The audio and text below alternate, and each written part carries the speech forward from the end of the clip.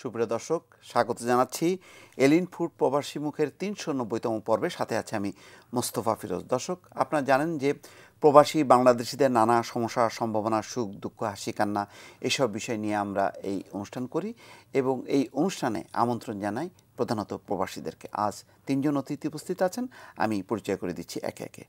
আমার ডান প্রান্তে আছেন মোহাম্মদ রাশেদ জিকরা, সৌদি প্রবাসী ব্যবসায়ী। তার পাশে আছেন পারভেজ হোসেন, তিনিও সৌদি প্রবাসী ব্যবসায়ী। এবং আমার বাম প্রান্তে আছেন মাহমুদুর রহমান মাহমুদ, তিনি কুয়েত প্রবাসী একজন বাংলাদেশি এবং সাংবাদিকতার সঙ্গে যুক্ত আছেন। তিনজনকে স্বাগত জানাচ্ছি। দর্শক, আমরা শুরুতেই আমরা একটা প্রতিবেদন দেখে নিতে চাই। সেটি অত্যন্ত দুঃখজনক। সাউথ আফ্রিকায় আমরা প্রায় অনেকগুলো অনুষ্ঠানে আমরা দেখেছি যে বাংলাদেশিরা বর্ণবাদের শিকার হচ্ছে, বাংলাদেশি বর্ণ বৈষম্যের শিকার হচ্ছে এবং তার কারণে অনেকে আহত নিহত হচ্ছেন। আমরা তার উপর একটি প্রতিবেদন দেখে নিতে চাই।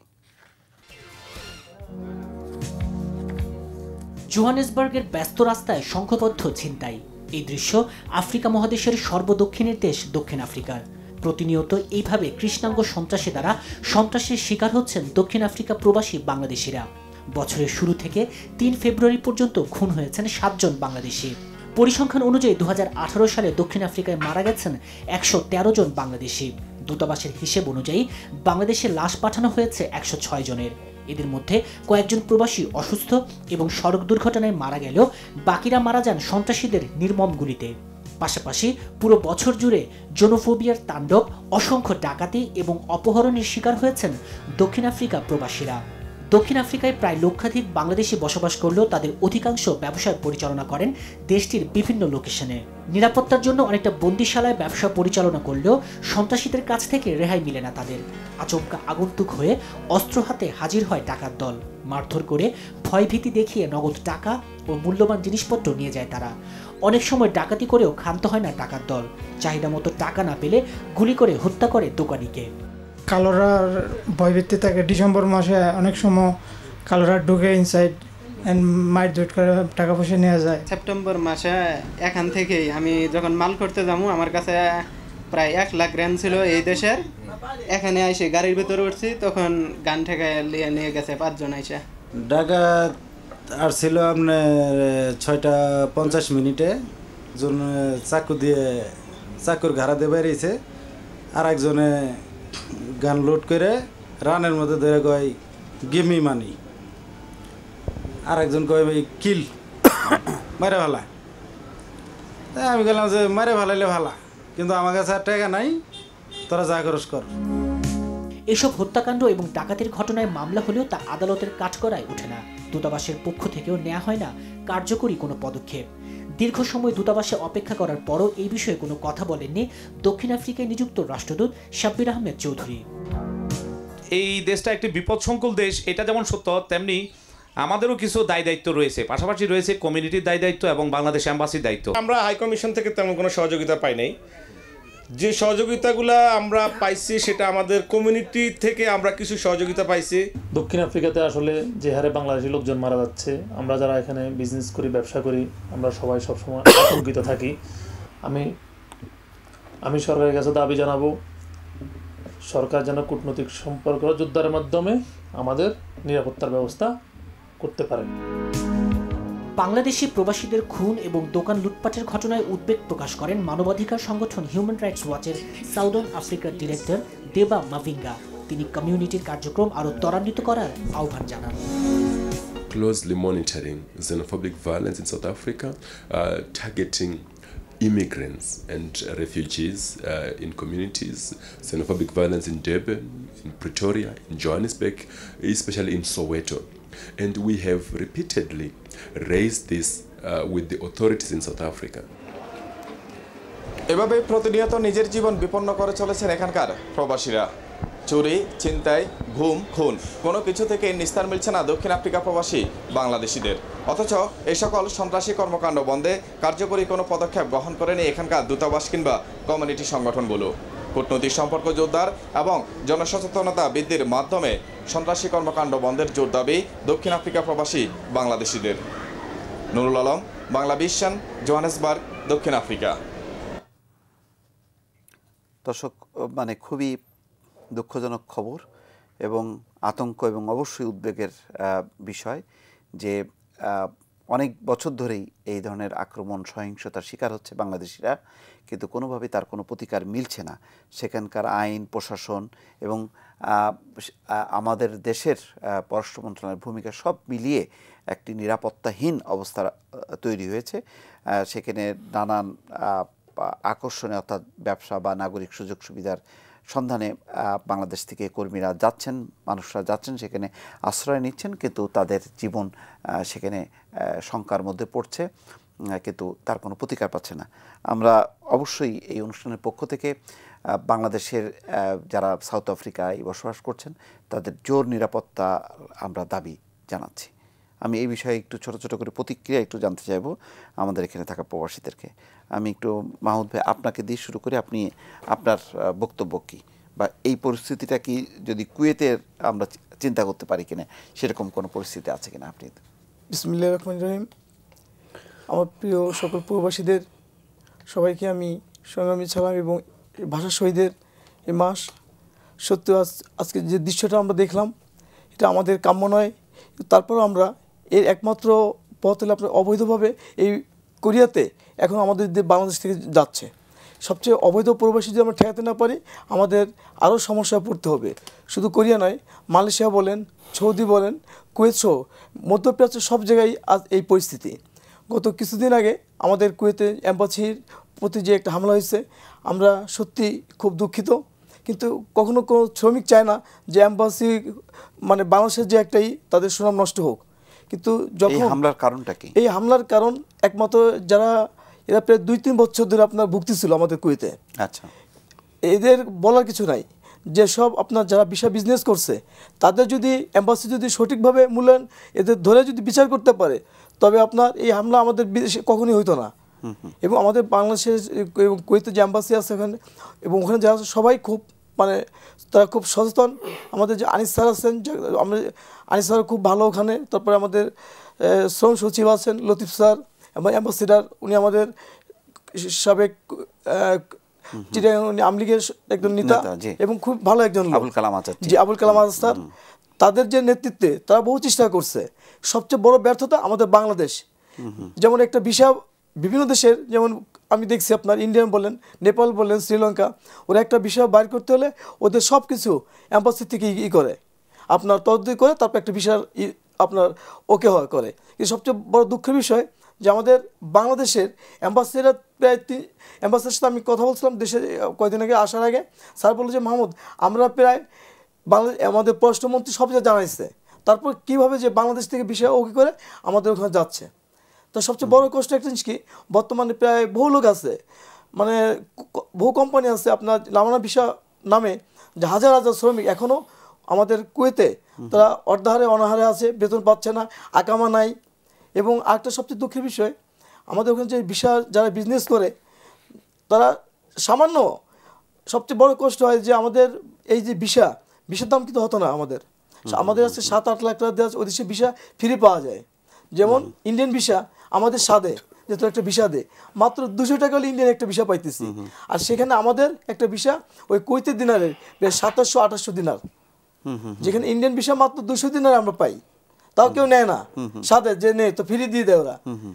একটা জিনিস কি, যদি আমরা এর থেকে পরিত্রাণ না পাই, মানে আমাদের সবচেয়ে আসতে হবে আমাদের পররাষ্ট্রমন্ত্রীর সবচেয়ে বড় ব্যর্থতা এখানেই। আচ্ছা, আমি আসছি আমি প্রথমে এই রিপোর্টটার ব্যাপারে আপনাদের কোনো প্রতিক্রিয়া আছে কিনা আপনি যদি একটু বলেন।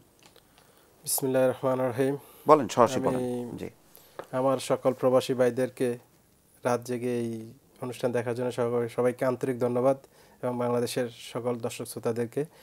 আসলে এই সাউথ আফ্রিকার ব্যাপারটা অতি দীর্ঘদিন থেকে আমরা দেখতেছি এরকম হচ্ছে। এই আপনার দোকান থেকে লুট করে সামান নিয়ে যাচ্ছে, মানুষকে হত্যা করতেছে।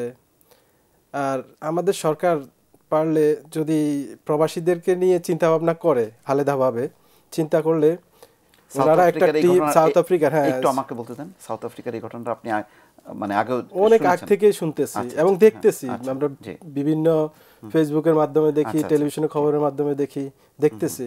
আমার এক ভাই গেছিল ওখানে। তো মজার ব্যাপার হলো ও এই সব দেখে ওখান থেকে চলে আসছে। আচ্ছা আচ্ছা, ভয়ে মানে পাশের লোকজনকে নিরাপত্তাহীন অবস্থা, পরে আমরাই বলছি চলে আয়, তো চলে আসছে সেভাবে। কিন্তু আমার জোহানেসবার্গে না কেপটাউনে? এই কেপটাউনে ছিল। আচ্ছা আচ্ছা। তো এইভাবেই তো আপনার প্রত্যেকটা মা বাপের সন্তানগুলো আপনার এই জীবনের ঝুঁকি নিয়ে এই দেশটাকে সমৃদ্ধ করার জন্য, দেশের রেমিটেন্স প্রেরণ করার জন্য। তো আমরাও তো সরকারের কাছে কিছু একটা আমাদের পাওয়ার দরকার। সরকার যদি ইচ্ছে করে যে সাউথ আফ্রিকা ওদের দেশের সরকারের সাথে আমাদের দেশের সরকার যদি বসে এটা আলাদাভাবে একটা টিম করে যে দেশের আমার এই প্রবাসী ভাইদেরকে নিরাপত্তা দেওয়ার জন্য প্রয়োজনে, কারণ ওই দেশে তো আপনার জাতিসংঘের অধীনেই অলরেডি চলতেছে, তা আমাদের দেশ থেকেও তো আপনার জাতিসংঘের লোকজন আছে। সরকার ইচ্ছা করলে পারে, সরকার করে, আমরা দাবি জানাই, জোর দাবি জানাই প্রবাসী কমিউনিটির পক্ষ থেকে। আমরা যেহেতু প্রবাসী দিয়েই আমাদের দেশের অর্থনীতির চাকা আজও আপনার সচল রয়েছে, আর প্রবাসী ছাড়া তো এই দেশের অর্থনীতি চিন্তাই করা যায় না। আজকে আমরা প্রবাসীরা তো কষ্ট করতেছি, দুঃখে দুঃখে বিভিন্ন জায়গায় মরতেছি। আমাদের সরকার, আমরা আশা করব মাননীয় প্রধানমন্ত্রীর কাছে যে উনি আমাদের এই প্রবাসীদের এই দুঃখ সুখগুলা উনি দেখবেন। আপনার কাছে আসি পারভেজ, আপনার বিসমিল্লাহির রহমানির রহিম। প্রত্যেক প্রবাসীকে সালাম এবং ধন্যবাদ। আমি আপনার নিজের মাধ্যমে দেখতে পারলাম সাউথ আফ্রিকা যে ঘটনাটা অত্যন্ত দুঃখজনক, হতাশাজনক। এখানে প্রথম সমস্যা হলো আমাদের বিদেশের বাড়িতে আমাদের ওই যে এম্বাসিগুলিতে লোকজনের অনেক সংকট, যে পরিমাণের লোকের প্রয়োজন তদারকির জন্য ওই পরিমাণের লোক নাই। না থাকাতে আমাদের যে ক্রাইমগুলো, যে সমস্যাগুলো হয় প্রবাসীদের, দেখার মতো লোক নেই এখানে। এখানে আমাদেরকে প্রচুর পরিমাণে লোক নিয়োগ করতে হবে, আমাদের যে সমস্যাগুলা এগুলা দেখতে হবে। দেখেন এই যে সাউথ আফ্রিকার মধ্যে যেভাবে লোকগুলাকে হত্যা করতেছে, মারতেছে, এইভাবে যদি আমাদের বাংলাদেশে একটা লোক মারা যাইতো তাহলে 24 ঘন্টা এটা আপনাদের নিউজে দেখাইতো, বুলেটিন ইয়েতে নিউজ করতো, হ্যাঁ জি, পত্র পত্রিকাতে দেখাইতো সবকিছু। কিন্তু আমাদের নিরীহ বাংলাদেশিরা এখানে হত্যা হইতেছে, কিন্তু এটা আপনার নিউজও পরিপূর্ণভাবে দেখানো হয় না। হ্যাঁ, সরকারও একটা বিষয় আপনি নিশ্চয়ই জানেন যে সাউথ আফ্রিকায় কিন্তু আবার বৈধভাবে যে আমাদের মানুষগুলো যাচ্ছে তাও কিন্তু না, অবৈধভাবে যাওয়ার পরে ম্যাক্সিমামই তাই যাচ্ছে। অবৈধভাবে জঙ্গল দিয়ে যেয়ে তারপরে তারা হচ্ছে রাজনৈতিক আশ্রয় প্রার্থনা করছে এবং তারা একটা স্টে পারমিট পাচ্ছে, তারপরে হয়তো সেখানকার তারা কোনো ব্যবসা বাণিজ্যে যুক্ত হচ্ছে এবং এক ধরনের ইনভেস্টর ভিসা পেয়ে যাচ্ছে। কিন্তু যেটা এই কারণে হয়তো বাংলাদেশ গভর্নমেন্ট হয়তো সরাসরি মানে আমাদের কর্মীদের নিরাপত্তা, তারপরেও যেহেতু তারা সেখানে অবস্থান করছে, সুতরাং জাতিসংঘের আওতায় তাদের নিরাপত্তার ব্যাপারে গভর্নমেন্ট একটা চাপ তৈরি করতে পারে। কিন্তু সাউথ আফ্রিকার সাথে আমাদের কিন্তু ওই কূটনৈতিক সম্পর্কটা অত জোরালো না। যেমন সাউথ আফ্রিকার কোনো এম্বাসি বাংলাদেশে কিন্তু নেই, যদিও আমাদের এম্বাসি আছে, কিন্তু তারপরেও বিষয়টা খুব দুঃখজনক যে প্রায় প্রতি মাসে এই ঘটনাগুলো ঘটছে। হ্যাঁ, এই সমস্যাটা দীর্ঘদিনের সমস্যা, এটা তো আজকে অনেক দিনের সমস্যা, প্রতিদিন হচ্ছে। আর প্রবাসীরা তো শুধু সাউথ আফ্রিকা না, সারা বিশ্বে যেখানে যেখানে আমাদের 1 কোটি লোকের মতো প্রবাসী আছে, হ্যাঁ, বিভিন্ন দেশের মধ্যে তারা কারাবন্দিতে আছে। সরকারি কোনো লোকের তদারকি নিচ্ছে না, কোনো খোঁজ খবর নিচ্ছে না, কি কারণে, তাদের কি অপরাধ, তাদেরকে কেন এইভাবে বন্দি করে রাখা হয়েছে। এই ব্যাপারগুলো নিয়ে যদি সরকার যদি একটু দৃষ্টিভঙ্গি দেখে তাহলে আমাদের এই যে নিরীহ যে প্রবাসীগুলো আছে তারা ওখান থেকে অনেকখানি মুক্তি পাবে। জি, মাহমুদ, আপনার কাছে এবার আসি যে কুয়েত প্রসঙ্গে আপনি যেটা বলছিলেন, কুয়েতের সাম্প্রতিক সময় যে একটি অ্যাম্বাসির যে ঘটনাটা ঘটলো, এর ফলে আমাদের কি ভাবমূর্তি নষ্ট হলো, বা ওই ঘটনাটার ব্যাপারে ওই পরিস্থিতির সংকটটা কাটানোর ব্যাপারে আমাদের দূতাবাস বা আমাদের কমিউনিটির কি ভূমিকা? আচ্ছা, আমি আপনার এই ঘটনার আগে নির্বাচনে আমি গত 19শে ডিসেম্বর দেশে আসার পরে কয়েকদিন আগে যে একটা ঘটনা, এটা খুবই দুঃখজনক। একটা জিনিস, এই জিনিসটা আমাদের সবাই জানতো, শুধু এম্বাসি না, কমিটি বলেন, সবাই জানে যে আপনার বিভিন্ন জায়গায় মাহবুল্লাহ বলেন, হাসেফা বলেন, বিভিন্ন জায়গায় লোক আছে, এদের খাওয়া দাওয়া নাই, বেতন নাই, আকামা নাই। একটা জিনিস, যখন একটা শ্রমিকের দেয়াল পিটি ঠেকে গেলে তখন তাদের আর কোনো থাকে না, যখন আমি শেষ তখন কিন্তু ওরা যে করছে ওরাও চায়নি কিন্তু যে আমরা এই এম্বাসি হামলা করি। অবশ্যই যে কোনো একটা যায় না, এখন কার কথা শুনে এটা ঘটতে পারে, এটাই, কিন্তু কোনো শ্রমিক চায় না যে বিদেশের মাটিতে আমরা অন্যায় করি। কিন্তু কেন ঘটলো? কিছু কিছু লোক আছে, আপনার সবচেয়ে জিনিস কি, বিশাল দালাল যারা আছে তাদের প্রতিহত না করতে পারলে মাত্র 4-5 জন লোক। সবচেয়ে আমার কষ্ট হয়, হ্যাঁ তো মানে বিশাল দালালদের যদি ধরে ধরেই করে, এম্বাসি পারে না, ওদেশের আইন এত করা, মানে কি বলবো, ওদের আইনকে শ্রদ্ধা করতে হয়। তো এই ঘটনার পরে আমাদের এম্বাসির পক্ষ থেকে বা ওই দেশের সরকার কি ব্যবস্থা নিল? না, আমি ওই ব্যাপারে এখনো কিছু জানি না, আমি দেশে ছিলাম। তারপরে আমি যেটুকু আপনার বিভিন্ন মাধ্যমে যোগাযোগ করছি, আপনার মানে এখন একটু সব দিক দিয়ে ভালো আছে। তারপরে শ্রমিকদের বলবো যে আপনারা কেউ আইন হাতে তুলে নেবেন না। ওখানে আমাদের বাংলাদেশে এম্বাসি তারাও চেষ্টা করে। ভাই যেটা বললো, সত্যি আমাদের জনবল কম। তারপরে সবচেয়ে কি, আমাদের বাংলাদেশের যারা ওখানে অ্যাম্বাসিডার থাকবেন এবং অ্যাম্বাসিডার দায়িত্ব থাকবেন, যদি তারা প্রত্যেকটাই হাসেবে, আমাদের কর্মীরা যে কত কষ্টে থাকে হাসেবে না প্রত্যেকটা জায়গা, মানে আপনি কি বলবো, বর্তমানে এখন আল্লাহর কাছে লাখ লাখ শুকর, বাংলাদেশ যদি সবাই সে বাংলাদেশের ভালো, এখন অনেক ভালো। আজকে দেখেন পাকিস্তান বলেন, ইন্ডিয়ান বলেন, তাদের ঊর্ধ্বে। কিন্তু সবটা আনন্দের বিষয় এই যে আমাদের জানুয়ারি মাসেতে আমাদের যে প্রবৃদ্ধির হার মানে এত হয়েছে ধারণার বাইরে। আপনার এই যে জানুয়ারি মাসে রেকর্ড প্রবাসী আয় বেড়েছে 159 কোটি ডলার। হ্যাঁ, ডলার। দেখেন এই যে একটা আমাদের যে একটা গর্ব, এবং এটা রেকর্ড এক মাসে, অর্থাৎ এই বছরের জানুয়ারি মাসের হচ্ছে রেকর্ড পরিমাণ একটা রেমিটেন্স। এই যে একটা আমাদের আনন্দ। তারপর আবার 30শে জানুয়ারি একটা দেখলাম বাংলাদেশ প্রতিদিনে হঠাৎ শ্রম বাজার স্থবিরতা। কিন্তু কেন স্থবিরতা? এই দিক থেকে যদি আমাদের প্রশাসন, আমাদের যে শ্রম মন্ত্রণালয় আছে, জানি না আমাদের সবচেয়ে বাংলাদেশে যারা থাকে এরা বিদেশে গেলে আমাদের শ্রম বিভিন্ন মন্ত্রী মিনিস্টার যায়, আমাদের যখন যায় আমরা তাদের যেভাবে মূল্যায়ন করি, দেশে আসলে আমাদেরকে খোঁজও নেয় না। আমরা যে কত মানে কি বলবো, আমরা দেশে যদি না খেয়ে থাকি, মন্ত্রী গেলে গাড়ি দিই, বাড়ি দিই, মোবাইল দিই, স্বর্ণর চেন দিই, দেশে আসলে আমি কয়দিন আগে গেছি, কেউ চেনেও না একদম। আমাদের সবচেয়ে বড় কষ্ট হয়। শ্রমিকরা আমাদের বলে, মাননীয় প্রধানমন্ত্রী বলে যে প্রবাসী সবচেয়ে আমাদের একটা অ্যাম্বাসিডার। দেশে আসি অ্যাম্বাসিডার সম্পত্তি নিয়ে যায় একজন। তারপরে একটা জিনিস কি, আমাদের যেমন চিকিৎসার আমাদের অভাব, আমরা আমাদের পরিবারে কত যে কষ্ট থাকে দেশে।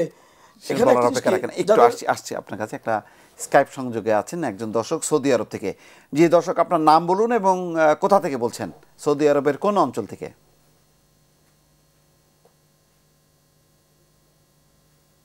জি, শুনতে পাচ্ছেন আমার কথা? আপনার নাম বলুন এবং সৌদি আরবের কোথা থেকে বলছেন আপনি? জি বলুন।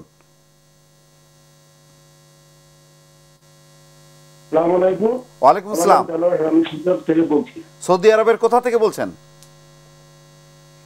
আমি সৈয়দ আল তায়েব শহর থেকে বলছি। আচ্ছা, জি বলুন ভাই। আমার প্রশ্নটা হচ্ছে, সম্প্রতি বাংলাদেশে ফেনী আলমবাগ থানা ওসি সাহেব প্রবাসীদেরকে নিয়ে যে মন্তব্য করেছে, এটা অবশ্যই আপত্তিকর। এই জিনিসটা কিন্তু আমাদের অনেক খারাপ লেগেছে, বুঝছেন? জি। এমনকি উনি যে ভাষায় কথা বলেছেন যে প্রবাসীদের বউরা নাকি বাংলাদেশে কাজের মেয়ের মতো থাকে, আমাদের মা বাবারা ওই আমাদের বউদেরকে নাকি কাজের মেয়ের মতো রাখে। ওনার এই মন্তব্য অবশ্যই আপত্তিকর। আপনাদের মাধ্যমে আপনি এর প্রতিবাদ করছেন, এটা আমরা প্রতিবাদ জানাচ্ছি। অনেকে এটা নিয়ে অনেক দুঃখ পেয়েছে। ঠিক আছে, জি, আপনাদের দুঃখের সঙ্গে আপনাদের ক্ষোভের সঙ্গে আমরা সম্পূর্ণ একাত্মতা। অবশ্যই আমার যতটুকু জানা আছে যে পরবর্তী সময়ে তিনি এটার জন্য দুঃখ প্রকাশ করেছেন, তার বক্তব্য প্রত্যাহার করেছেন। তারপরও আমরা মনে করি যে প্রবাসীদের যারা মানে একেবারেই শ্রম ঘামের বিনিময়ে যারা ইনকাম করছেন এবং দেশে রেমিটেন্স পাঠাচ্ছেন, তাদের প্রতি সবসময় আমাদের সম্মান, মর্যাদা এবং তাদের এই পরিশ্রমকে আমরা স্বাগত জানাই এবং মর্যাদা দিতে চাই। কারণ হলো তাদেরকে আমরা বলি যে রেমিটেন্স সৈনিক, এবং তাদের পাঠানো রেমিটেন্সই আমাদের অর্থনীতির মূল চালিকা শক্তি। সুতরাং আমরা মনে করি যে প্রবাসীদের ব্যাপারে মন্তব্য করার ব্যাপারে যথেষ্ট পরিমাণ সতর্ক থাকা উচিত। ধন্যবাদ আপনাকে। আমি এবার একটু আপনার কাছে আসতে চাই। আমরা সৌদি আরব, আপনি জানেন যে আমাদের সবচেয়ে বড় শ্রমের বাজার। তো সেই শ্রমের বাজারটা সাম্প্রতিক সময় বেশ অস্থিতিশীল। সৌদি আরবের নানান আইন কানুনের কারণে আমাদের দেশের মানুষ অনেকেই তার শিকার হয়েছেন এবং অনেকেই ব্যবসা বাণিজ্য ফেলে চলে এসছেন এবং ফ্যামিলি ভিসাও খুব কড়াকড়ি করার কারণে বা তাদের ব্যয়টা বৃদ্ধির কারণে তারাও চলে আসছেন। এই পরিস্থিতির কি মানে এখনো বহাল আছে না এর থেকে উত্তরণ হচ্ছে? আপনি যদি একটু জানান আমাদেরকে। এটা তো আসলে এখন পর্যন্ত বহাল আছে, কোনো আইন শিথিল হয় নাই। তাহলে কিভাবে ঠিক আছে? পাশাপাশি আপনার যারা করতেছে আসলে অনেকেই অনেক রিস্ক নিয়ে করতেছে, আর অনেকে তো আপনার ব্যবসা বাণিজ্য গুটিয়ে দেশে চলে আসছে। ফ্যামিলির উপরে তাদের যে ট্যাক্স দিছে ওই ট্যাক্স কেউ ওই ইনকামে করতে পারবে না।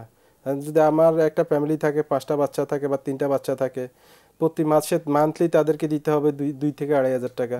তো সেই ক্ষেত্রে তারা পোষাইতে পারতেছে না, এই জন্য সবাই দেশমুখী হয়ে গেছে।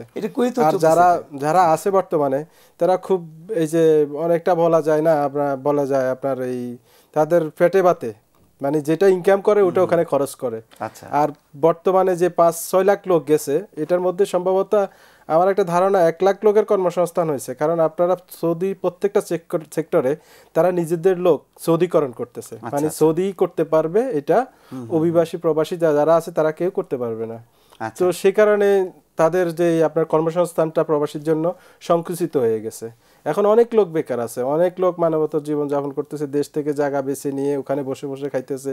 মানে সবাই একটু আশা করতেছে যে সামনের দিনগুলো হয়তো ওদের জন্য ভালো হবে, কিন্তু আমরা তো দেখতেছি না সেই আশার আলো। জি আচ্ছা, কিন্তু বলা হয় যে সৌদিরা মানে তারা কাজ পছন্দ করে না, তারা বসে বসে থাকে।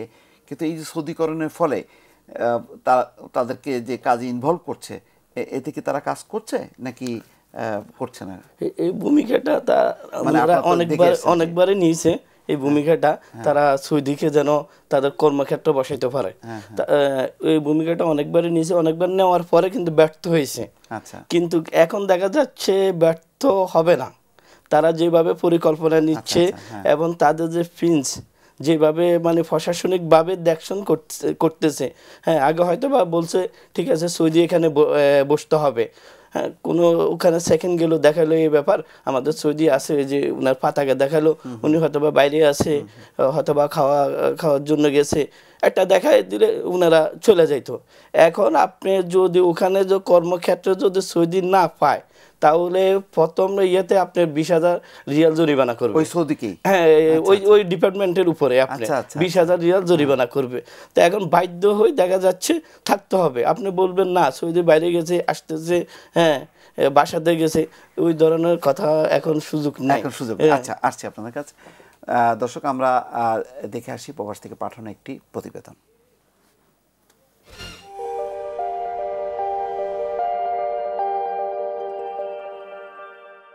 আগামী 17 ফেব্রুয়ারি ইউএই সরকারের আমন্ত্রণে আবুধাবি যাচ্ছেন প্রধানমন্ত্রী শেখ হাসিনা।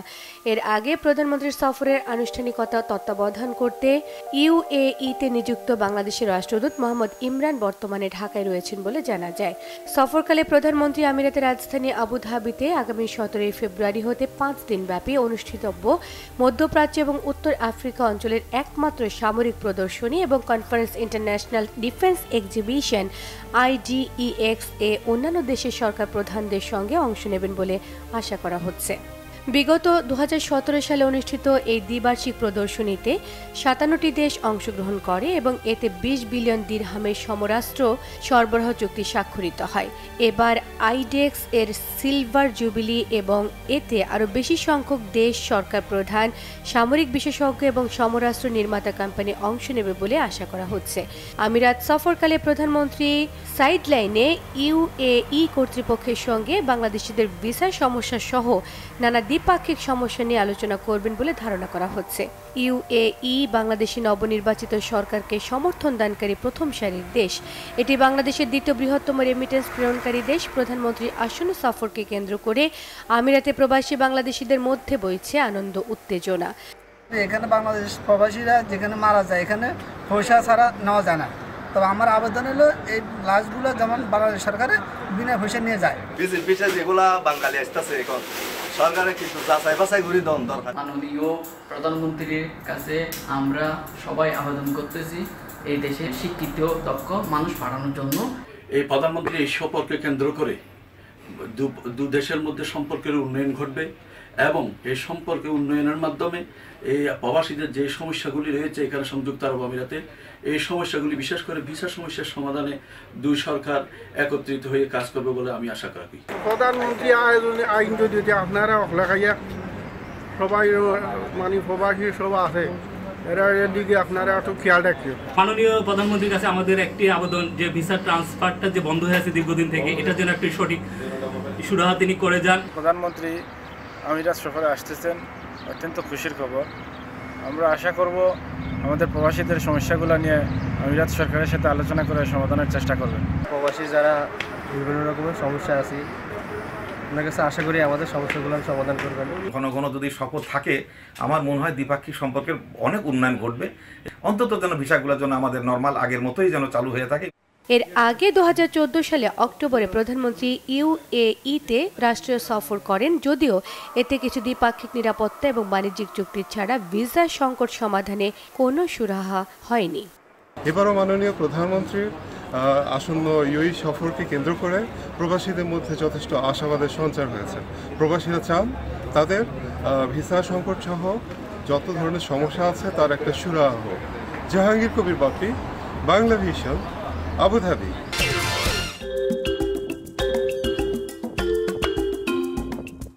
জাপান প্রবাসী সোহেল চৌধুরী 20 বছর আগে ভাষা শেখার জন্য জাপানে পাড়ি জমান। প্রাইমারি কোর্স শেষ করে ভর্তি হন বিশ্ববিদ্যালয়ে। পাশাপাশি সোহেল গাড়ি কারখানায় খণ্ডকালীন কাজ করতেন। 2013 সালে নিজের অক্লান্ত পরিশ্রমে প্রতিষ্ঠা করেন নিজের প্রতিষ্ঠান। বিশ্বের বিভিন্ন দেশে গাড়ি রপ্তানি করে নিজেকে সফল গাড়ি ব্যবসায়ী হিসেবে গড়ে তুলেছেন। যে ফিল্ডে বিজনেস করতে যাবে সেই ফিল্ডে সে জব মিনিমাম 3 থেকে 4 বছর 5 বছর জব করলে তাহলে সে এক্সপিরিয়েন্স গেইন করবে, নো হাউ জানবে, তারপর সে ব্যবসাটা করতে পারবে। বাংলাদেশের মানুষের পড়াশোনা থাকা সত্ত্বেও অনেক সময় তারা দেখা গেল যে উচ্চ করের জন্য বা হাই কস্টের জন্য তারা গাড়ি কিনতে পারতেছে না। তো তারই পরিপ্রেক্ষিতে আমরা এখানে চেষ্টা করতেছি যতটুকু এটা কম মূল্যে এখান থেকে লোকালি কিনা যায়, যেহেতু বাংলাদেশের করটা উচ্চ, এখানে যত কমই কিনে মানুষের ক্রয় ক্ষমতার মধ্যে আনা যায়, তার জন্য প্রতিদিন অনেক পরিশ্রম করতে হয় সস্তা গাড়ি কেনার জন্য। তার রপ্তানির সিংহভাগই আসে বাংলাদেশে। আমরা মূলত জাপানিজ ম্যানুফ্যাকচারের গাড়িগুলো এক্সপোর্ট করে থাকি। এর মধ্যে সবচেয়ে প্রসিদ্ধ হলো টয়োটা ম্যানুফ্যাকচার গাড়িগুলো, নিসানের গাড়িও এক্সপোর্ট হচ্ছে, মাজদাও করে থাকি। প্রতি মাসে আমি বাংলাদেশে প্রায় 2 থেকে 250 গাড়ি এক্সপোর্ট করতেছি, আর কেনিয়াতে প্রায় 50টা থেকে 60টা গাড়ি। তার গাড়ি কোম্পানিতে 3 জন বাংলাদেশের কর্মসংস্থান হয়েছে, আর জাপানি নাগরিক রয়েছেন 7 জন।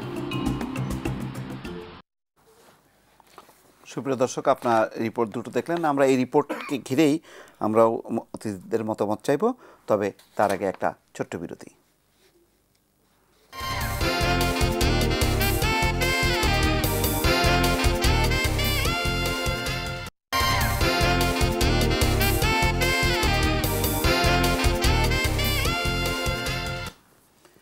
সুপ্রিয় দর্শক, আবারও স্বাগত এলিন ফুড প্রবাসী মুখ অনুষ্ঠানে।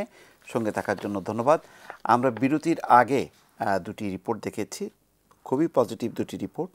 সেই রিপোর্ট নিয়ে আমরা একটু আমাদের অতিথিদের মতামত চাইব। বিশেষ করে প্রবাসে এত সংকট সমস্যার মধ্যেও কিন্তু অনেকেই সফল হচ্ছেন। সেই সফল মানুষগুলো সৌদি আরবে আছেন, কুয়েতে আছেন। আমরা তাদের মন্তব্য শুনবো, তবে তার আগে স্কাইপ সংযোগে একজন আছেন। জি দর্শক, আপনার নাম বলুন এবং প্রশ্ন করুন। জি, শুনতে পাচ্ছেন? জি, আপনার নাম বলুন এবং প্রশ্ন করুন। কোথা থেকে বলছেন? আসসালামু আলাইকুম, আমি মামুন বলছি দুবাই থেকে। ওয়ালাইকুম আসসালাম। জি বলুন। মামুন দুবাই থেকে। জি জি জি, শুনতে পেয়েছি, বলুন।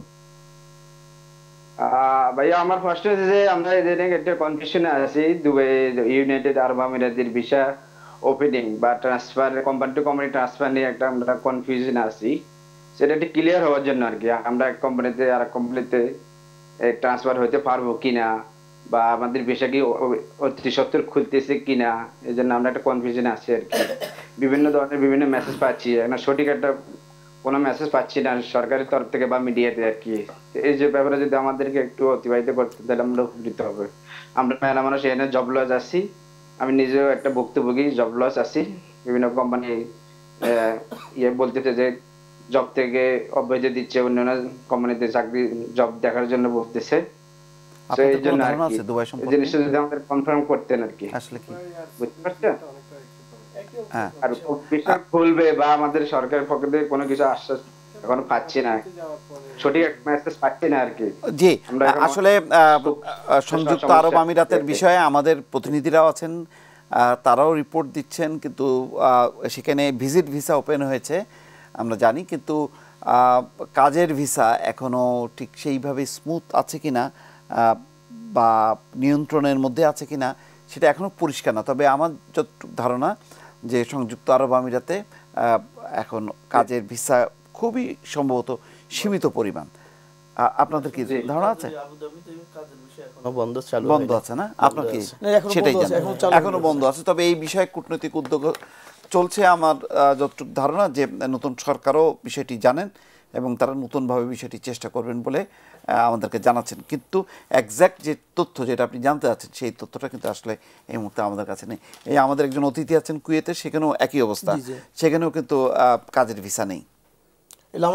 ধন্যবাদ আপনাকে। জি, আচ্ছা, আমরা এর আগে যেই রিপোর্টটা দেখেছিলাম আপনি বলছেন যে আমরা সৌদি আরবেও আমরা জানি অনেক সফল মানুষ আছে, সেই মানুষগুলো বাংলাদেশে অবদান রাখতে পারে। আপনার যদি অভিজ্ঞতা একটু বলেন। আপনার আসলে আমরা প্রবাসীরা যে শুধু লাঞ্ছিত বা বঞ্চিত তা না, আমরা প্রবাসীরা অনেকেই সফল হচ্ছি, অনেক ক্ষেত্রেই সফল হচ্ছি। যেমন প্রবাসীরা আগের মতো এখন আর না।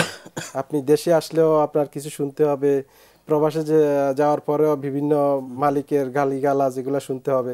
এখন মালিকরাও যতটা সচেতন হয়েছে, প্রবাসী মানুষগুলো দিন দিন আপডেট হয়েছে। সবাই যার যার মতো করে তার নিজের অধিকারটা বুঝে নেওয়ার মতো ক্ষমতা যে সবাই রাখে। আমি এটা বলতে চাই, আসলে আমার দেশের সরকার আপনার এই যে প্রবাসীরা বাংলাদেশের মূল জাতীয় আয়ের 15% প্রবাসীরা যোগান দেয়। আবার প্রতি বছর বাংলাদেশের এই আমি একটা ইয়েতে দেখলাম এই আপনার 1500 কোটি মার্কিন ডলার রেমিটেন্স প্রেরণ করে, যেটা আপনার বিদেশি অনুদান যে সাহায্যটা আসে বাংলাদেশে তার 10 গুণ সম পরিমাণ প্রবাসীরা যেটা পাঠায় আর কি। সেক্ষেত্রে আমাদেরকে নিয়ে সরকার আরেকটু ভাবার দরকার আছে। আর আমরা তো মাশাআল্লাহ করে মানে প্রত্যেকটা প্রবাসী যে সবাই আসলে সমস্যার মধ্যে আছি তা না, এর মাঝ দিয়ে অনেক প্রবাসী আপনার স্বাবলম্বী হচ্ছে। বিশেষ করে আমিও যে এত কিছুর ভিতরে এখনো সৌদি আরবে আমার 4টা বিজনেস চলতেছে। কিছু বিজনেস আপনার mobile shop, super market, laundry, এগুলা তো আমার এই যে পাশের ভাই আছে উনি হোটেল ব্যবসা করে। তো এভাবে আছে, অনেকে আছে যে একদম সবাই যে ভালো আছে তা না। এজন্য যারা অবস্থার শিকার, আপনার পরিস্থিতি শিকার, ওই লোকগুলারে কিভাবে সরকার বিভিন্ন ধরনের লোকজন দিয়ে, বিশেষ করে আমাদের ওই যে আপনার এম্বাসিতে যে লেবার কাউন্সিল আছে, এরা যদি এসে মানে কে কি সমস্যা আছে, কার কি কোন অবস্থা আছে, লোকবল আরো বেশি করে জনবল বাড়ানোর পরে এই লোকগুলারে প্রতি তৃণমূলে যায় একদম খুঁজে দেখা যে আমার দেশের এই যে সোনার মানুষগুলো। আমাদের প্রধানমন্ত্রী তো সৌদি আরব যাওয়ার পরে আমাদের সাথে জিদ্দাতে একটা ইয়েতে আমাদেরকে সোনার মানুষ বলে উনি উপাধি দিয়েছে যে প্রবাসীরাই আমার সোনার মানুষ। প্রবাসীদের কারণে আজকে বাংলাদেশে বড় বড় এই আপনার মেগা প্রকল্পগুলো আমি বাস্তবায়ন করতে পারতেছি। সত্য, এটা যদি মাননীয় প্রধানমন্ত্রী, আমার আকুল আবেদন মানে প্রত্যেকটা প্রবাসী, কাউকে অবহেলা করে দেখার মতো না। ওই যে এক ভাই বলছে যে আমাদের প্রবাসীদের কাছে, ওই যে ছাগলনাইয়া থানার এক ওসি বলছে যে প্রবাসীদের কাছে মেয়ে বিয়ে দিবেন না এবং প্রবাসীরা বিয়ে করে 3 বছর পালায় চলে যায়। সব প্রবাসী যে তা করে, হয়তো পুলিশের মধ্যে যেরকম 2-1 খারাপ আছে, প্রবাসীদের মধ্যে 2-1 খারাপ থাকতে পারে, বাট আমি এটা বলবো আপনি সবাইকে এটা বলতে পারেন না। এটা উনি যদি দুঃখ প্রকাশ করে, কিন্তু আমাদের প্রবাসী ভাইরা সন্তুষ্ট না। এবং আরেকটা কথা আছে, আমরা এখন আমাদের বাংলাদেশ আগের জায়গায় নাই, আমরা এখন অনেক কিছুতে এগিয়ে আছি, অনেক দেশের থেকে এগিয়ে আছি। তো ওই যে আমাদের দেশের থেকে যে আপনার ওই যে মহিলা গৃহকর্মীগুলো পাঠায়, এটার ব্যাপারে সরকার আরেকটু সচেতন হওয়ার দরকার আছে। ওরা মদিনাতে আমি দেখি তো আমার দোকানে আসি কান্নাকাটি শুরু করে যে ওদের অত্যাচার ওরা বাঁচতেছে না। তো এগুলো আরেকটু ভালো করে যদিও পাঠায়, আমি তো মনে করি প্রয়োজন নাই। যেমন ইন্ডিয়া অন্যান্য দেশ এগুলো বন্ধ করে দিচ্ছে, তা আমার দেশে এটা বন্ধ করে দেওয়ার দরকার। কারণ আমাদের দেশে এখন যে ওখানে যায় কত 1000 10,000 টাকা পাবে, আমাদের দেশে গার্মেন্টসে এখন ওরা 10,000 15,000 টাকা পাচ্ছে। তো এদেরকে আর ওখানে পাঠানো আমি মনে করি প্রয়োজন নাই। এটা এইসব ব্যাপারে আরেকটু চিন্তা ভাবনা করার দরকার আছে। আরেকটা ব্যাপার হচ্ছে যে আমাদের এয়ারপোর্টের হয়রানির ব্যাপারটা। আমি শুনছি। জি, আপনি দুইটা রিপোর্ট দেখাইছেন। প্রথমত আমাদের প্রধানমন্ত্রী আবুধাবিতে যাবে, ওখানে যে সমস্যাগুলো আছে ওগুলা উনি দেখবে।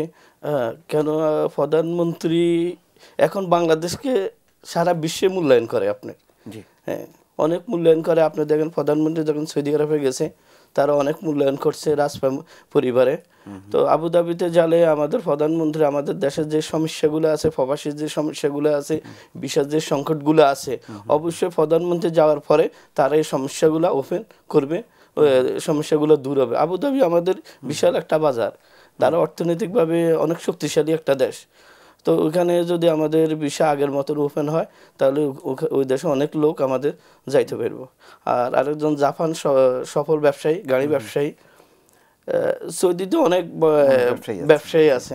তো আপনার অনুষ্ঠানের মাধ্যমে আমি বলতে চাইতেছি আমাদের ওখানে যে ব্যবসায়ীরা আছে ওদের রিমিটেন্স যেমন 5,000 রিয়াল বাংলাদেশ পরিমাণ 1 লক্ষ টাকার বেশি আমরা এক মাসে 1 লক্ষ টাকার বেশি পাঠাইতে পারি না ব্যাংকে। হ্যাঁ, যদি পাঠাই তাহলে আইনগতভাবে ওখানে সমস্যা আছে। তা আমাদের ওখানে সৌদিতে অনেক ব্যবসায়ী আছে যারা প্রতি মাসে 30 লক্ষ থেকে 35 লক্ষ টাকা রুজি করে। যেমন আমার রাশেদ ভাই আমার বন্ধু মানুষ, উনি একজন ব্যবসায়ী। তো এই যে সমস্যাগুলো আমাদেরকে দেখতে হইব সরকারকে, আমাদের সমাধান করে আমাদের রেমিটেন্স গুলো কিভাবে বৈধভাবে আমরা পাঠাইতে পারি দেশের মধ্যে, তাহলে আমাদের জন্য অনেক উপকৃত হবে, সরকার উপকৃত হবে, দেশ উপকৃত হবে। আমি একটু আসি আপনার অভিজ্ঞতা একটু যদি বলেন।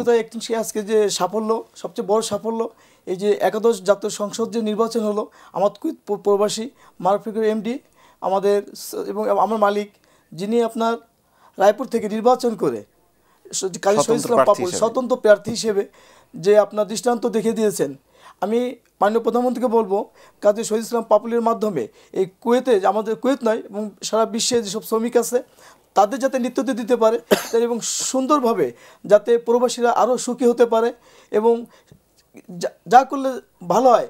আমি মাননীয় প্রধানমন্ত্রীকে বলবো শহীদ ভাইকে নিয়ে, কাজী শহীদ ইসলাম ভাইয়ের মাধ্যমে আমরা যারা কুয়েত সহ সৌদি এবং মিডল ইস্টে যারা আছি এবং বিশ্বে যারা আছি, যাতে আমাদের প্রবাসীর জন্য যাতে সংসদে কেউ কথা বলতে পারে, আমি সেই আশা রাখছি। এবং কুয়েতে তো আমরা জানি যে আরো অনেকে এরকম সফল আছেন। আপনার কাজী শহীদ ইসলাম পাপুল একটা জিনিস কি সে এমনি ঘোষণা দিয়েছেন যে আমার এই সংসদের টাকা লাগবে না, আমার যে কুয়েতে যে ইনকাম আছে তার থেকে 25% আমি আমার এলাকার জন্য করব। আমি শহীদ ভাইকে বলবো শুধু তার এলাকা না, সেজন্য আমার গোপালগঞ্জের জন্য একটু হাত দেয়, আমি সেই আশা রাখছি। তার মানে কেন একটা জিনিস কি প্রবাসের এখন যে একটা আরও আছে কুয়েতে যে বড় বড় বিজনেসম্যান আছে এখন, তাদের যদি সরকার সুষ্ঠুভাবে একটা বলে যে আপনারা আসেন আমরা তৈরি করবো। দেখেন আজকে বাংলাদেশের প্রধানমন্ত্রী বিশ্বের যে একটা রোড মডেল, আজকে সত্যি আমাদের খুব গর্ব হয়। এবং মাননীয় প্রধানমন্ত্রী দুর্নীতির বিরুদ্ধে যে একটা আন্দোলন শুরু করছেন, আমার দৃঢ় বিশ্বাস এর জিরো টলারেন্স অবশ্যই হবে ইনশাআল্লাহ। এবং কোরআনও দেখছে আল্লাহ তাআলা বলেছেন। আমি যে বিষয়টা একটু আপনার কাছে বেশি সময়ও নেই, যেটা বলছে যে শহীদ ইসলাম পাপুলের বাদেও তো কুয়েতে আরো অনেক আরো সফল হয়েছে। জি জি, আপনার বাংলাদেশের এখন কবি হচ্ছে, সাহিত্যিক হচ্ছে, যে প্রবাসীরা বিশেষ করে আমার এক প্রবাসী ভাই সৌদি আরব থাকতেন, উনি একটা বই লিখছে, এটা সম্ভবত আপনার 21শে বইমেলাতে আপনার প্রবাসীদের দুঃখ সুখ নিয়ে একটা বই লিখছেন আমাদের আলী রাশেদ। ও বইটা আশা করি সবাই সকল প্রবাসীরা কিনবেন, আমি আশা রাখি। উনি আসলে অনেক, আমি আসলে কিছুটা দেখেছি, কপি দেখেছি। আমরা বাইক করছি জন্মভূমি বঙ্গবন্ধুকে নিয়ে, জাতির জনককে নিয়ে এবং মাকে নিয়ে 100 জন কবি বিশ্বের 12টা দেশের। আমরা দেখি যে প্রতি এই যে বইমেলা যে শুরু হয়েছে, প্রতি বইমেলাতেই প্রবাসের অনেক কবি আসে ওখানে, অনেক তারা কিন্তু নিজের আবেগ দিয়ে ভালোবাসা দিয়ে বই লেখেন। আমরা যে শুধু প্রবাসে থাকি, যে আমরা যে কামলা, যে আমাদের এক, আমি যেটা বলতেছিলাম আর কি, যে আমাদের এক পুলিশ তো আমাদেরকে কামলা বলেও গালি দিয়েছে। তা আসলে আমরা শুধু কামলা না, আমরা এখন সারা বিশ্বে আমরা প্রবাসীরা প্রমাণ করে দিতেছি যে আমরাই পারি। আমরা যেভাবে করতেছি, ব্যবসার মধ্যে সফল, আমরা প্রত্যেকটা সেক্টরে, আমরা আমাদের মা বাপের মুখে যেমন ভাই বোনের মুখে যেভাবে তাদেরকে স্বাবলম্বী করতেছি, আমরা পাশাপাশি আমাদের দেশকে স্বাবলম্বী করতেছি। অবশ্যই জি। আপনার কোন পয়েন্টটা? দেখেন বর্তমানে ম্যান পাওয়ার আমাদের যে কুয়েতে যে এখানে যে বাংলাদেশের যে ম্যান পাওয়ার আছে বন্ধু, কিন্তু যাতে আমি আমার কুয়েত প্রবাসী এবং যারা বিশ্বের থেকে ভিসা পাঠান, এদেশে ভিসা একটু সময় থাকতে পাঠাবেন। মানে এখানে আসার পর এখানে যে কত টাকা দেওয়া লাগে একটা ভিসা আসার পর, মানে আপনার সেই ভিসাটা প্রায় 8 লক্ষ টাকা পড়ে যায়। এবং সৌদি যারা গেছে আমি দেখলাম 12 থেকে 15 লক্ষ টাকা। কিন্তু বর্তমানে আপনার বিদেশে 15 লক্ষ টাকা 8 লক্ষ টাকা আমি না যাওয়ার জন্য সবাইকে বিনীতভাবে অনুরোধ করব। আমি ওই যে বলতে চাইতেছি, দেখেন বিগত 2 জন পার্লামেন্ট মেম্বার ছিল আপনার সৌদি থেকে, সৌদি প্রবাসী, হাজি রহিমুল্লাহ এবং ডাক্তার আপনার উনি জিদ্দাতে থাকতো, উনি প্রথম ছিল পার্লামেন্ট। এবং জাতীয় নির্বাচনে অনেকে নমিশন চাইছে, যাকে এটা প্রবাসীদের অনেক সাফল্য। আর ওই বিষয়ের কথা ভাই আমি বলতে চাইতেছি ভাইয়ের কথার প্রেক্ষিতে, আপনি যারা দালাল তারা ওই যে বিষয়টাকে একটু ইংলিশে বলে যেন মানুষের মাঝে একটু আকর্ষণ লাগে, ঠিক আছে? যেমন আপনার গার্ডেন বলে, আপনার হাউসকিপিং বলে, আসলে কাজটা ওখানে কি দেখা যাইতেছে একটা লোক আপনি মনে করে গার্ডেন বলে, ছোটখাটো একটা গার্ডেন আছে, হ্যাঁ মনে করে আমি কিছু টাইম কাজ করবো, বাকি টাইমে আমি রেস্ট নিয়ে ইয়ে করবো, দেখা যাইতেছে ওখানে গাছগুলা অনেক হাই রোড, দেখা যাইতেছে দিনকে দিন পানি ডালতেছে, গার্ডেন শেষ হইতেছে না, সে মেহনত করে যাইতেছে। ইয়ার পরে দেখা যাইতেছে আপনার এই যে এই আকর্ষণগুলো তারা লাগায় আমাদের এই যে প্রবাসীদেরকে হয়রানি শিকার করতেছে। লেবার কাউন্সিলটাকে আরো জোরালো করার দরকার, ওখানে আরো ম্যান পাওয়ার দেওয়ার দরকার। এগুলোর দিকে সরকার, আমি আশা করি মাননীয় প্রধানমন্ত্রী এটার দিকে নজর দিবেন। জি, আমাদের ভিসার ব্যাপারে একটু যে আপনার মাধ্যমে আপনার মাধ্যমে চাবো আমাদের কুয়েতের এই ভিসার ব্যাপারে যেন লামানা ভিসার এটাকে বন্ধ হোক এবং সুষ্ঠুভাবে যে আমাদের বাংলাদেশ থেকে যারা যাবে 1 লক্ষ 1.5 লক্ষ টাকার ভিতরে যাইতে পারে, সেই ব্যাপারে আপনার মাধ্যমে এবং সবাই এবং 15 লক্ষ যাতে না যাওয়া লাগে শ্রমিকরা যে। এবং আমার একটা কয়েকজন ফোন করছে আমাদের ওখান থেকে, আমিন কি আপনার বঙ্গবন্ধু ফাউন্ডেশনের, তারপর আমাদের রাসেল ছোটো ভাইরা বলছে ভাই আমরা যারা শ্রমিক আছি আমাদের ব্যাপারে আপনারা আরও বলবেন। আচ্ছা, সৌদি আরবে এখন অনেক লোক বেকার আছে, তাদের ব্যাপারে শেষ পর্যায়ে জি আপনাদের আসলে অনেক বক্তব্য, অনেক আবেগ, ভালোবাসার কথা এবং প্রবাসীদের সমস্যার কথা বলতে চান। আমরাও প্রতি সপ্তাহে এটি বলার চেষ্টা করি। আশা করি আমাদের এই বলাটা অব্যাহত থাকবে এবং যেটা প্রবাসীরা এত দুঃখ কষ্টের কথা বলেন, আবার সাফল্যের কথাও বলেন, আমরা চাই যে দুঃখ কষ্টগুলো আস্তে আস্তে দূর করে সাফল্যের দিকে যত আমরা সামনের দিকে এগোবো, ততই আমাদের দেশের অর্থনীতি, আমাদের দেশের সমৃদ্ধিটা ত্বরান্বিত হবে। আমরা সেই প্রত্যাশা রেখে আজকের অনুষ্ঠান শেষ করছি। শেষ করার আগে প্রবাস থেকে পাঠানো প্রতিবেদন দেখতে দেখতে বিদায় নেব। ভালো থাকুন, সুস্থ থাকুন সবাই। ভূমধ্য সাগরের তীরে ছোট একটি দেশ লেবানন। দেশটিতে কর্মরত আছেন প্রায় 1.5 লাখেরও বেশি বাংলাদেশি। দীর্ঘ 17 বছর আগে লেবাননে আসেন হাজি আলাউদ্দিন। বাড়ি বাংলাদেশের ফেনী জেলায়। পরিবারের অভাব মোচনে স্বপ্ন নিয়ে মধ্যপ্রাচ্যের দেশ লেবাননে শ্রমিক ভিসায় আসলেও পরে তিনি ঝুঁকে পড়েন ব্যবসায়। শুরুটা করেন 2015 সালে হাজি ভ্যারাইটি স্টোর দিয়ে। তারই ধারাবাহিকতায় নিরলস পরিশ্রমে বৈরুতের দাওরায় মানসম্পন্ন, সুস্বাস্থ্যকর ও সুস্বাদু খাবারের প্রতিশ্রুতি নিয়ে শুরু করেন হাজি রেস্টুরেন্ট। হাজি আলাউদ্দিনকে সাথে নিয়ে ফিতা কেটে রেস্টুরেন্টের উদ্বোধন করেন আমেরিকান ইউনিভার্সিটি অফ বৈরুত এর সহকারী অধ্যাপক মোহাম্মদ রিয়াজউদ্দিন। এ সময় উপস্থিত ছিলেন আবুল বাশার প্রধান, লুৎফর রহমান শ্যামল, বিপ্লব মিয়া, মুক্তিযোদ্ধা দুলা মিয়া, তপন ভৌমিক সহ বাংলাদেশ কমিউনিটি ও বিভিন্ন রাজনৈতিক সামাজিক সংগঠন, প্রিন্ট ও ইলেকট্রনিক মিডিয়ার সাংবাদিকরা।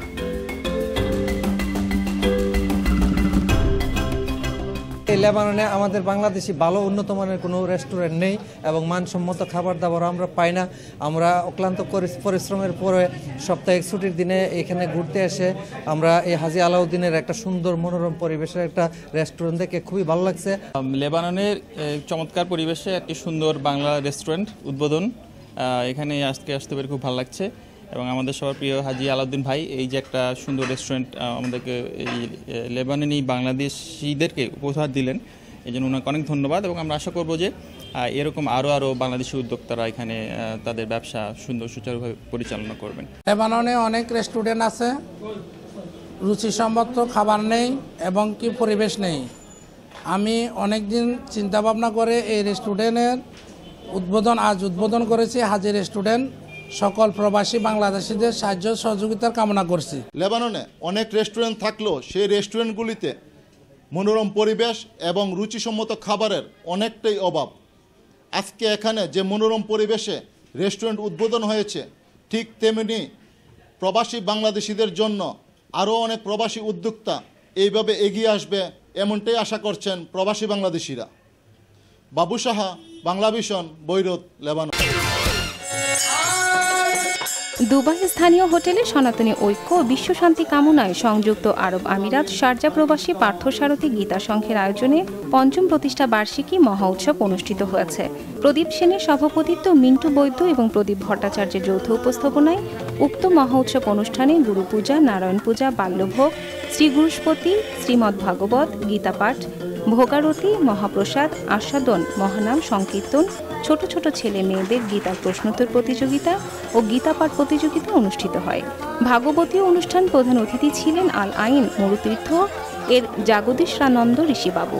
মহা উৎসবে আরও উপস্থিত ছিলেন Sharjah Gita Sangha, Loknath Seva Sangha Sharjah, Satsangha Sharjah, Dubai Shrikrishna Loknath Seva Sangha, আল আইন মরুতীর্থ, সৎসংঘ আল আইন, লোকনাথ সংঘ আল আইন, মুসাফা, আবুধাবি গীতা সংঘ, খোরফক্কান শ্রী শ্রী গীতা সংঘ, শ্রীকৃষ্ণ প্রবাসী গীতা সংঘ, রাস আল কাইমা, জ্যোতি লোকনাথ সংঘ, রাস আল কাইমা ও আজমান সৎসংঘের ভক্তবৃন্দ উপস্থিত ছিলেন।